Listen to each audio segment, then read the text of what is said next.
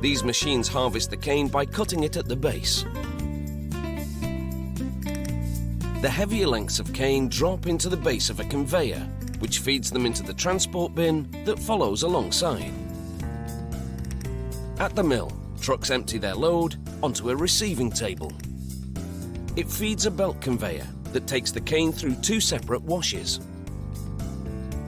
The cane must be as clean as possible for extracting the juice.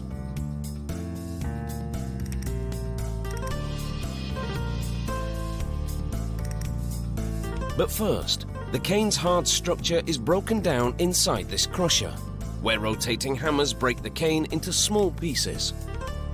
A conveyor loads it into a milling tandem designed to extract the sweet juice from the crushed cane.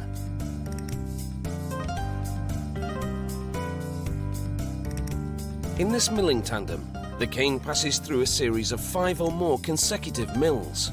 Large cylinders compress the cane fibre. The juice pours out of the milling tandem and diverts into a channel away from the bagasse, the dry pulp that remains after extracting the juice.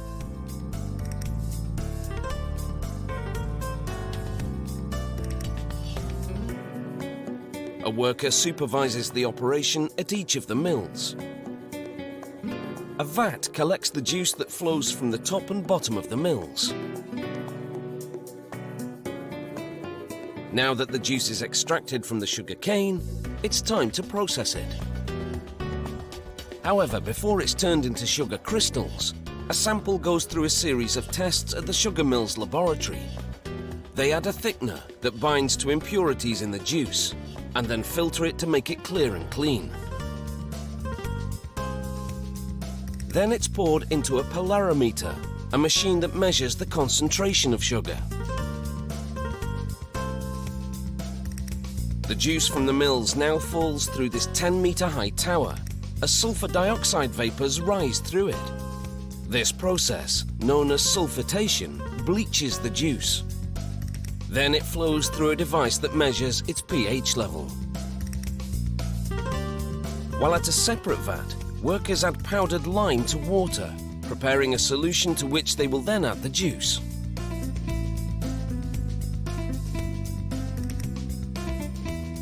An agitator mixes the cane juice and lime solution for about 6 hours to complete a process called alkalization. It regulates the juice's pH level and helps clarify it.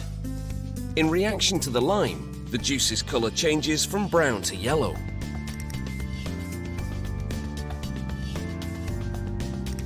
Next, the juice goes into these clarifier tanks.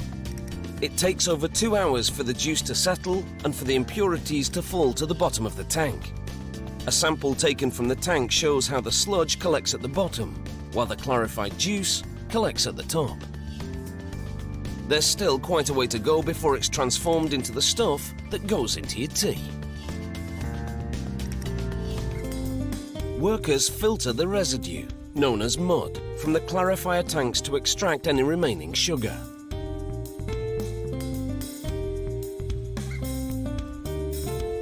There's no waste here.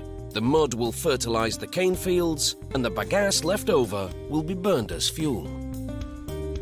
The clarified juice collected from the clarifier tanks now boils in a series of evaporators. This brings the concentration of the sugar in the juice up from 15% to 60%.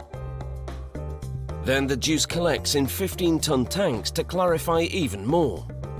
Any sediment left in the juice floats to the top. A rotating paddle skims this residue off to the sides of the tank. These tanks produce a type of syrup that goes on for still more processing. Workers now pour sucrose crystals suspended in alcohol into the syrup. This milky solution binds to the sugar present in the syrup and helps draw it out.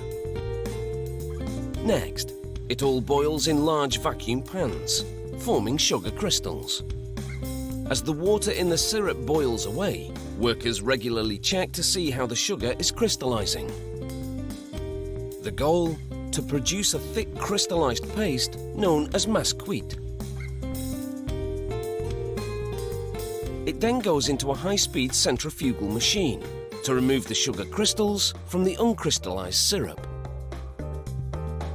Inside, the sugar spins at 1,200 revolutions per minute. This action draws the molasses to the outer shell of the machine, while the crystals remain in the inner basket.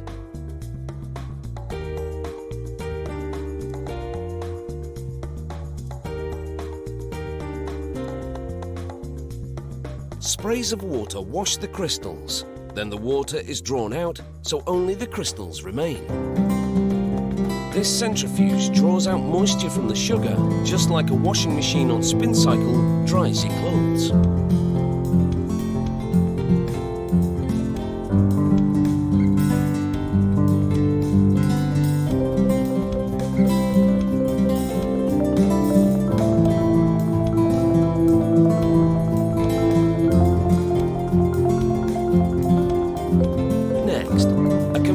Carries the sugar crystals out of the centrifuge. This mill produces raw sugar, which has more molasses and is unbleached, and plantation white sugar, which has less molasses and is bleached a brilliant white.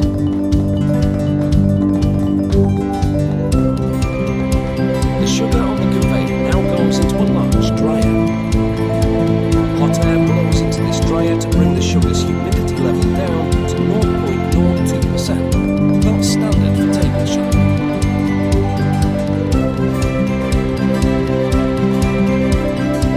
The dried sugar pours out from the dryer into a bag on the scale. It's full when it weighs in at 1,000 kilos.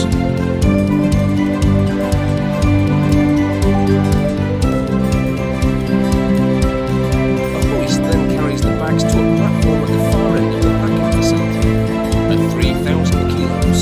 That is a heavy load.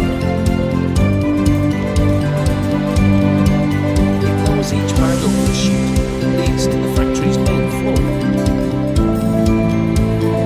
Workers carefully open each bag in turn and pour out the sugar directly into the chute.